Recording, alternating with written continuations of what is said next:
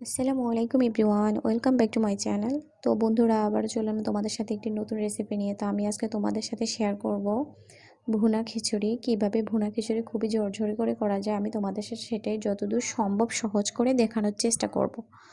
তো ভুনা খিচুড়ি করতে আমার এখানে প্রথমে আমি চুলায় একটি প্যান বসিয়ে দিলাম। তো প্যানে আমি কিছু সরিষার তেল দিয়ে দিয়েছি। এই তেলে আমি কিছু পেঁয়াজ বেরেস্তা করে নিয়েছি আগে, যেটা আমি দেখাইনি, এতে করে ভিডিওটা অনেক বেশি লম্বা হয়ে যায়। তো এখানে আমি প্রথমে দুটো তেজপাতা দিয়ে দিলাম। এই পর্যায়ে আমি দিয়ে দিলাম একটু দারুচিনি, 2-3টা এলাচ আর একটা লবঙ্গ। এতে করেই কিন্তু খিচুড়িটা হয়ে যাবে। আমি একটু মশলা কমই দিয়েছি, যেহেতু আমি গরু মাংসের সাথে খিচুড়িটা সার্ভ করব, তাই এটাই যথেষ্ট। এখন আমি কিছু পেঁয়াজ কুচি দিয়ে দিয়েছি। তো এই পর্যায়ে আমি পেঁয়াজগুলোকে একটু হালকা ভেজে নেব, খুব বেশি ভাজার দরকার নেই। তো পেঁয়াজগুলো আমার ভাজা হয়ে গেলে এই পর্যায়ে আমি এতে দিয়ে দিব বাটা মশলা। তো এখন আমি এতে 1 চামচ আদা রসুন পেস্ট দিয়ে দিলাম। এখন আমি এগুলোকে একটু হালকা নেড়ে ছেড়ে তেলের সাথে ভেজে নিয়েছি। এখন এই পর্যায়ে আমি দিয়ে দিলাম 1/2 চা চামচ হলুদের গুঁড়া, 1 চা চামচ মরিচের গুঁড়া, আর দিয়ে দিয়েছি অল্প একটু ধনিয়া গুঁড়া, স্বাদ মতো লবণ। এখন এই শুকনো উপকরণগুলোকে আমি একটু নেড়ে ছেড়ে মিশিয়ে নিচ্ছি। এতে কিন্তু আমি এ পর্যায়ে কোনো পানি অ্যাড করব না, কারণ হচ্ছে এতে আমি চালটা ভেজে নেব। তো এই পর্যায়ে আমি পোলাওয়ের চাল এখানে আমি নিয়েছি 1 কাপ। এগুলোকে চাল আর মসুর ডালটাকে আমি আগে থেকে ধুয়ে, খুব ভালোভাবে ধুয়ে পানি ঝরিয়ে নিয়েছি। এতে করে খিচুড়িটা খুবই ঝরঝরে হবে। তো আমি এটাকে এখন ভেজে নেব। তো এই পর্যায়ে আমি কিছু আলু অ্যাড করব এতে। আমি খিচুড়িতে আরও মুগ ডাল অ্যাড করব, কিন্তু সেটা আমি পরে অ্যাড করব। আমি মুগ ডালটাকে হালকা ভেজে ওটাকে আমি পানিতে ভিজিয়ে রেখেছি। এটা আমি পরবর্তীতে অ্যাড করব, যেহেতু ভেজে নিয়েছি। সো আর এখন আর ভাজার কোনো দরকার নেই। এই পর্যায়ে আমি নেড়ে চেড়ে একটু মিশিয়ে নিচ্ছি। এখন আমি এতে কিছু আলু অ্যাড করে দেব। আমি খিচুড়ির সাথে আলু দিয়েছি আজকে।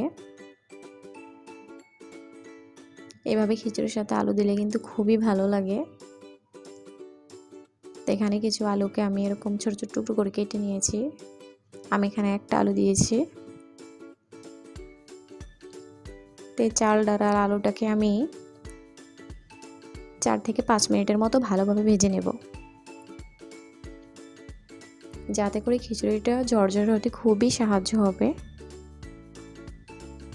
তো এই পর্যায়ে আমার ভাজা হয়ে গেছে। এখন আমি পানি অ্যাড করে দেব। আমি এখানে টোটাল চাল নিয়েছি 1 কাপ, আর 2 আইটেমের ডাল মিলিয়ে টোটাল নিয়েছি হচ্ছে 1/2 কাপ। এখানে এখন আমি এই পর্যায়ে মুগ ডালটা অ্যাড করে দিলাম।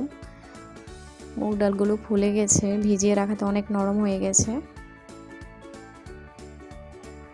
তো মুগ ডাল আর মসুর ডাল মিলিয়ে আমি নিয়েছি 1/2 কাপ, আর চাল হচ্ছে 1 কাপ, টোটাল হচ্ছে 1.5 কাপ। তো আমি পানি 3 কাপের চেয়ে একটু বেশি দিয়েছি।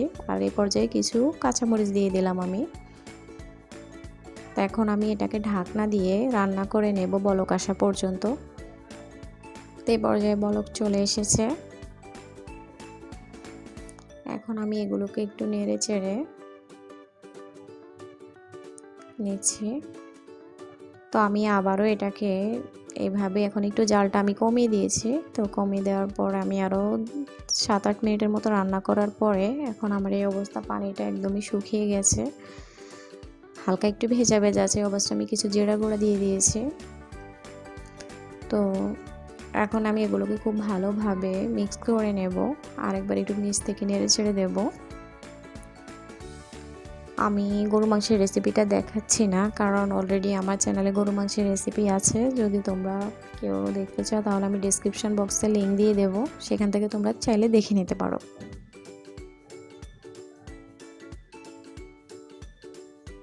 একটু হালকা ভেজা ভেজা আছে।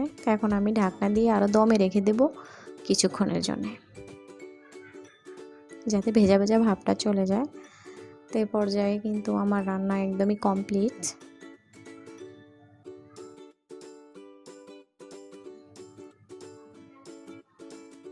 তো দেখতে পাচ্ছ খিচুড়িটা কতটা ঝরঝরে হয়েছে।